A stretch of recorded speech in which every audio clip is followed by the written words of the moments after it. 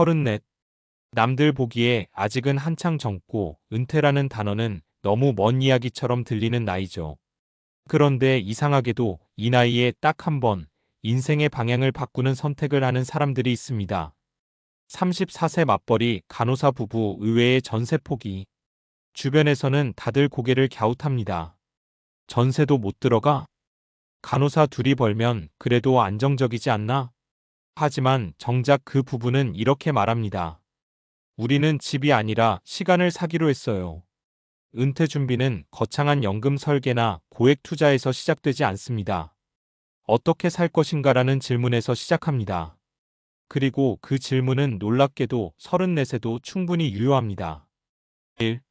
왜 전세를 포기했을까? 전세는 한국 사회에서 일종의 중간 목표처럼 여겨집니다. 내 집 마련 전 단계. 안정의 상징. 성실함의 증거. 하지만 전세를 선택하는 순간 거대한 보증금이 묶입니다. 5억, 6억. 요즘 수도권이면 더 높죠. 그 돈은 사실상 잠자는 돈입니다. 간호사 부부는 계산을 해봤다고 합니다. 전세 보증금 5억 원. 그중 3억은 대출. 이자만 월 100만 원 이상. 관리비, 생활비, 차량 할부. 둘이 벌어도 저축은 생각보다 많이 남지 않았습니다. 그리고 문득 이런 생각이 들었다고 합니다. 우리가 이대로 30년을 더 일해야 하나? 간호사라는 직업은 안정적이지만 체력 소모가 큽니다. 야간 근무, 교대 근무, 감정 노동. 50대까지 이 강도를 유지할 수 있을지 솔직히 확신이 없었다고 합니다. 그래서 선택을 바꿨습니다.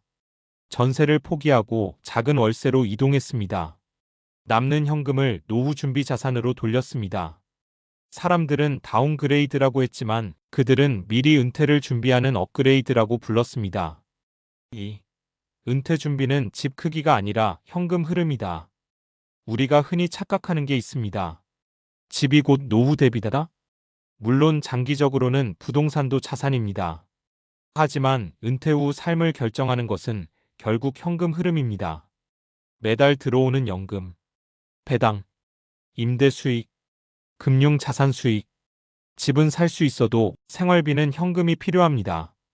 간호사 부부는 이렇게 전략을 세웠습니다. 40대 중반까지 금융 자산 5억 원 만들기, 연금저축 IRP 최대한 활용, 지출 구조 슬림화, 소비 대신 경험에 투자. 그리고 중요한 건 지금의 삶을 희생하지 않았다는 겁니다. 3. 사례 1 전세 대신 ETF.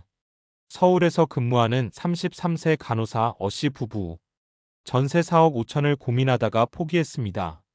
대신 월세 120만 원으로 이동. 보증금 최소화. 남은 2억 원은 인덱스 ETF 투자. 10년간 연 67% 수익만 나도 자산은 약 4억 가까이 됩니다. 어씨는 이렇게 말했습니다. 전세는 마음은 편했어요.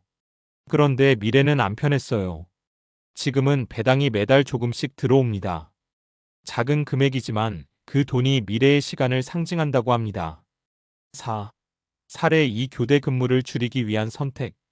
경기도의 한 병원에서 일하는 35세 간호사 부부는 아예 목표를 이렇게 잡았습니다. 50세의 야간 근무 그만두기. 그들은 소비를 줄였습니다. 중형차 경차, 외식 횟수 절반, 명품 소비 중단. 대신 개인연금 월 150만 원, ISA, IRP 풀납입, 배당주 포트폴리오 구성. 5년 만에 금융자산 2억 8천. 그리고 무엇보다 달라진 건 태도였습니다. 우리는 병원에 평생 매이지 않아도 돼. 그 확신이 생기자 현재의 스트레스가 줄었다고 합니다. 은퇴 준비는 단지 돈 문제가 아니라 선택권을 확보하는 문제입니다. 5. 사례 3 작게 살고 빨리 자유로워지기. 부산의 34세 간호사 부부는 아예 수도권을 떠났습니다. 전세 5억 대신 지방 소형 아파트 매매 1억 8천. 대출 거의 없이 시작했습니다. 남는 소득은 미국 배당 ETF, 국내 리츠, 연금저축, 생활비는 월 300만 원 이하로 유지, 연 저축 4천만 원 이상. 그들은 이렇게 말합니다. 남들처럼 사는 걸 멈추니까 노후가 갑자기 가까워졌어요. 6. 은퇴 준비의 진짜 질문. 사실 전세를 포기하는 게 정답은 아닙니다. 중요한 건 질문입니다. 나는 몇 살까지 일하고 싶은가? 지금 소비는 미래의 시간을 빼앗고 있지 않은가? 집이 나를 자유롭게 하는가, 묶어두는가? 은퇴는 60세가 아니라 경제적 선택권이 생기는 순간부터 시작됩니다. 7. 34이 가장 좋은 이유. 34은 묘한 나이입니다. 소득은 어느 정도 안정. 체력은 아직 충분. 자산은 아직 자금. 방향 수정이 가능. 이 시기에 지출 구조를 바꾸면 복리 효과가 큽니다. 예를 들어 매달 200만 원을 20년간 6%로 투자하면 약 9억 원이 됩니다. 40대 후반에 시작했다면 절반 수준일 겁니다. 시간이 곧 자산입니다. 8. 결국 전세를 포기한 이유. 그 부부는 말했습니다. 우리는 집에서 사는 게 아니라 삶에서 살고 싶었어요. 은퇴 후의 삶을 생각해보면 결국 원하는 건 이런 것 아닐까요? 밤 근무 없는 일상, 부모님과 보내는 시간, 아이와 저녁을 먹는 삶, 건강을 지키는 여유. 전세는 안정감을 줍니다. 하지만 자유를 보장하지는 않습니다. 노후는 60세 이후의 이야기가 아닙니다. 지금 선택이 곧 은퇴 전략입니다. 마무리. 34세 맞벌이 간호사 부부의 의외의 전세 포기는 집을 포기한 이야기가 아닙니다. 그들은 미래의 시간을 샀습니다. 야간 근무를 줄일 권리를 샀습니다. 50대의 체력을 보호할 선택권을 샀습니다. 은퇴 준비는 부자가 되는 과정이 아니라 덜 불안해지는 과정입니다. 혹시 지금 전세 계약서 앞에서 고민하고 있다면 한 번쯤 이렇게 물어보셔도 좋겠습니다. 이 선택이 나를 더 오래 일하게 만들까? 아니면 더 빨리 자유롭게 해줄까? 노후는 멀리 있지 않습니다. 오늘의 소비 습관, 오늘의 주거 선택, 오늘의 투자 결정 속에 이미 들어 있습니다. 다음에 자연스럽게 이어질 질문은 이것입니다. 그 선택이 실제로 노후의 질을 얼마나 바꿀 수 있을까? 정말로 일찍 준비하면 덜 힘들게 살 수 있을까? 감정이 아니라 데이터와 과학적 근거로 이어가 보겠습니다. 9. 왜 빨리 준비한 사람이 덜 지칠까? 뇌과학과 경제학의 교차점. 은퇴 준비는 단순한 돈 이야기가 아닙니다. 사실은 스트레스 관리 전략에 가깝습니다. 행동경제학 연구에 따르면 사람은 미래가 불확실할수록 현재 스트레스 호르몬 코르티솔이 높아집니다. 지속적인 재정 불안은 만성 스트레스를 만들고 이 스트레스는 수면 질 저하, 판단력 저하, 충동 소비로 이어집니다. 특히 교대 근무 간호사의 경우 이미 생체 리듬이 흔들린 상태입니다. 여기에 재정 불안까지 더해지면 번아웃 위험이 급격히 높아집니다. 실제로 교대 근무자의 심혈관 질환 위험은 일반 근무자보다 높다는 연구가 다수 존재합니다. 그런데 흥미로운 점은 재정적 통제감이 있는 집단은 스트레스 수치가 유의미하게 낮다는 결과입니다. 돈이 많아서가 아닙니다. 내가 선택할 수 있다는 감각이 핵심입니다. 전세를 포기하고 현금 흐름을 확보한 부부가 얻은 가장 큰 자산은 수익률이 아니라 통제감이었습니다. 10. 복리의 과학 시간은 감정이 아니라 수학이다. 많은 사람들이 복리를 좋은 개념 정도로만 압니다. 하지만 복리는 사실상 시간의 증폭 장치입니다. 예를 들어보겠습니다. 매달 200만 원, 연 6% 수익, 20년 투자, 약 9억 원. 그런데 여기서 중요한 건 마지막 5년입니다. 복리는 뒤로 갈수록 기울기가 가팔라집니다. 자산의 대부분은 후반부에 증가합니다. 그래서 34세와 44세의 차이는 단순 10년이 아닙니다. 자산 규모는 거의 2배 차이로 벌어집니다. 이건 감정이 아니라 수학입니다. 전세 보증금 5억이 10년간 묶여 있을 때의 기회비용을 계산해보면 연 6% 기준 약 4억 이상의 잠재 성장분을 놓칠 수 있습니다. 즉, 안정감의 대가로 미래의 시간을 지불하는 셈입니다. 11. 소비가 행복을 늘리지 않는 이유 심리학 연구. 하버드 성인발달 연구는 80년 넘게 인간의 행복을 추적해왔습니다.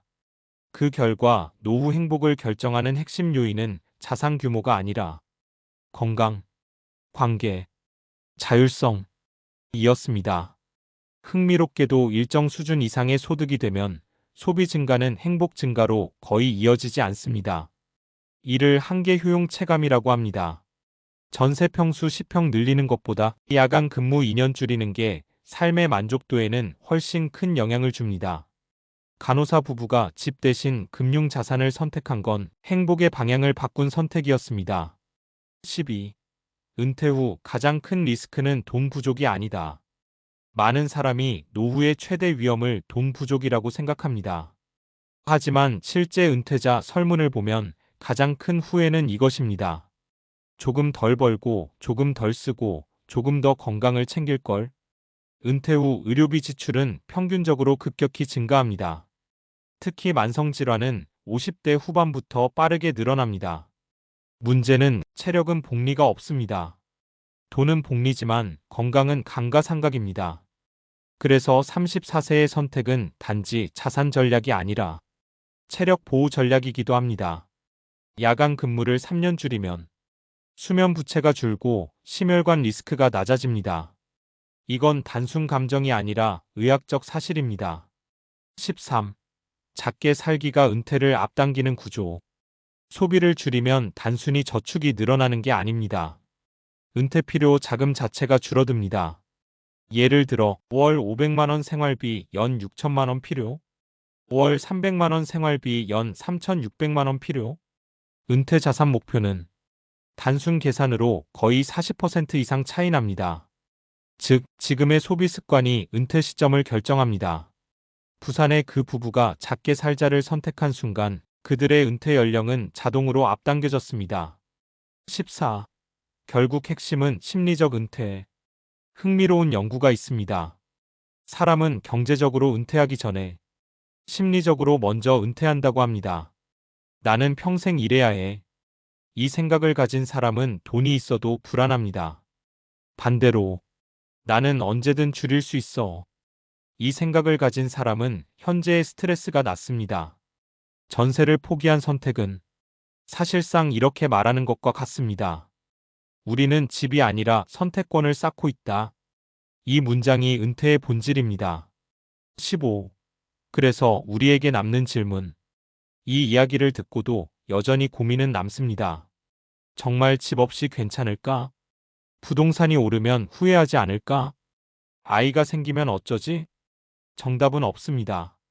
다만 한 가지는 분명합니다. 은퇴 준비는 얼마를 버느냐보다 얼마를 묶어두느냐와 얼마를 통제하느냐의 문제입니다. 결론 34세 선택은 60세의 표정을 바꾼다. 34세 맞벌이 간호사 부부가 전세를 포기한 순간 그들은 가난해진 것이 아니라 시간을 복리로 바꾸기 시작한 것입니다. 노후는 갑자기 오지 않습니다. 조용히 매달의 자동이체 속에서 만들어집니다. 오늘 줄인 소비, 오늘 시작한 연금, 오늘 바꾼 주거 전략. 이 선택이 60세의 체력과 65세의 통장과 70세의 표정을 바꿉니다. 은퇴 준비는 노인이 되기 위한 준비가 아니라 덜 지친 중년이 되기 위한 준비입니다.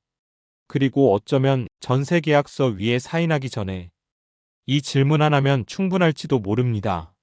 나는 집을 사는 걸까? 아니면 미래의 시간을 파는 걸까?